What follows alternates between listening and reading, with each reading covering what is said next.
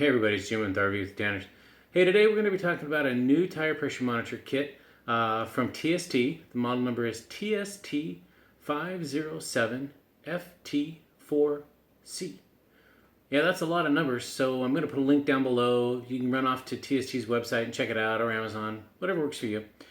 Here's a picture of the box. I've taken everything out of the box. I've got it laid out here on my desk, and we'll run through all the stuff that comes inside of it. Picture of the back of the box. The neat thing about this is it can do a lot of tires. If you have different trailers, maybe you have an RV, maybe you have a toy hauler, maybe you have a trailer to haul your toys in, like your motorcycles or a utility trailer.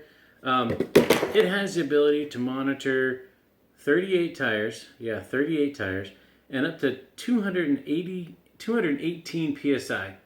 Our fifth wheel only goes to 110, but apparently there's tires out there that do go to 218 PSI, and this bad boy can monitor those for you.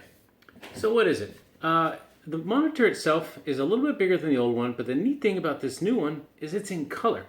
I'm going to turn it on here real briefly and let you take a look at as it boots up. I'll put a big screen here for you. But it's going to boot rather quickly, which is nice. So I'll put a link up in this corner and show you, not a link, I'll put a picture up there and show you what it looks like as I continue to talk on and on. So here it is booting up. You see that? And I've actually gone ahead and I've programmed in 2 of the tire pressure monitors just as I was learning how to use it. I'm going to reset this and then I'll show you how to add each one of the sensors along as you go. We'll do 2 of those. I'm not going to bore you with all 10 of the ones on my RV and my truck. So we'll just do 2 and show you how to do that. But it's a pretty neat device. And the nice thing about this one is it's in color. It has a little bit bigger display so you can see what's going on as you're driving. Fortunately for me, Melinda monitors this for us, and I don't have to do that. But if you're driving alone, it might be a little harder to see on those old kits what's going on with your tires.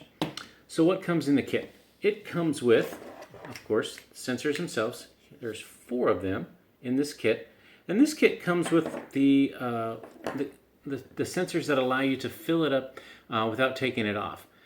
When I did my original purchase on our tire pressure monitor kit, I put these on all 10 of the tires that we have. It works well on our 5th wheel. We have a dually. It was difficult for me to get to the back one on the inside. And because of the rim on our Ford, it was also a little hard to get the tire pressure gauge here until put air in. So it was just a little more difficult. I actually had to take these off. It didn't work out well. So what I have done in this round is I went ahead and just bought the standard tire pressure monitors for the truck. So these will just go on, and if I have to actually take them off to put air in and out, it's a lot easier to take this off than to try to put the air into that other one. Now, those work really, really well on our trailer because they would stick out and you could easily get the air hose there. TST also recommends that you put a metal tire valve in. You don't use the rubber ones because of the weight of these, and as they're going around and around and around, the rubber could actually deteriorate and cause a problem with the weight. So do yourself a favor when you get these, maybe run off to your local tire store and have them install some metal versus the rubber. And that'll work out well for you. So what comes in the box? It comes with a suction cup mount if you want to put it on your windshield. You stick it up there. What we're going to do is use this little plate that they bring for it. It's kind of rubber and it's going to actually stick real well on the dash, and then it'll just sit in there. You know, right along. Again, it's over on Melinda's side, so she'll take a look at that as we drive down the road. They also put inside here these little stickers. And if you saw earlier when I was pulling these guys out, I'll put one up here in front, you'll see that I've labeled them.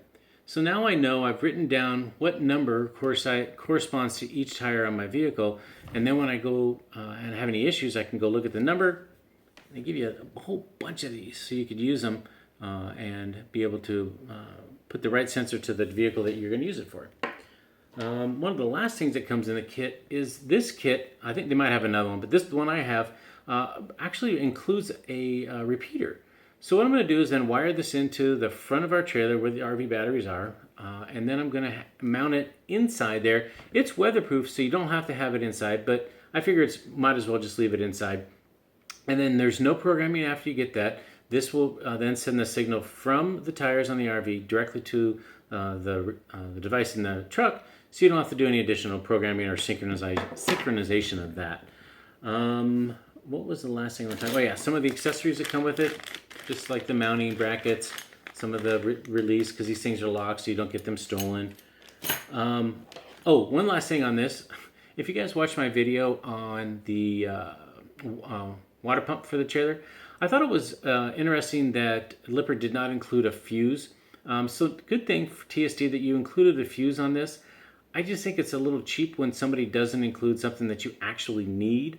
So thank you TST for including this fuse in the kit. I don't have to go out and run out and buy one and then so I can install this. Kudos to you. Okay, so let's jump into the programming mode. I'm going to turn it on over on the side. It's going to quickly boot up. And you'll see no tires are registered. So I hold the set button down. That will initiate the program mode. I go through the multiple options until I get to learn. I hit select. And now the upper tire is flashing. I'm going to select that tire by hitting set one more time. Then I will grab one of my tire pressure monitors. This is number 1. Set it next to the device, and then I hit go. That synchronizes, letting me know that that one is in fact synchronized. I hit the set button one more time to lock that one in. I'm going to move this one out of the way, and then I'm going to hit my plus button, go to the next tire, and then I hit set. So I have selected that. I bring number 2 over, set it next to the device, hit go, and then it synchronizes. I'm going to be done. I'm going to hit my last button to confirm that. I'm going to back out. One more time. Out of learning mode. It's going to initially start to have a failure because there's no tire pressure. So I hit any button to stop the alarm from going off. And it's letting me know that my front tire is at 77 degrees. I have 0 PSI.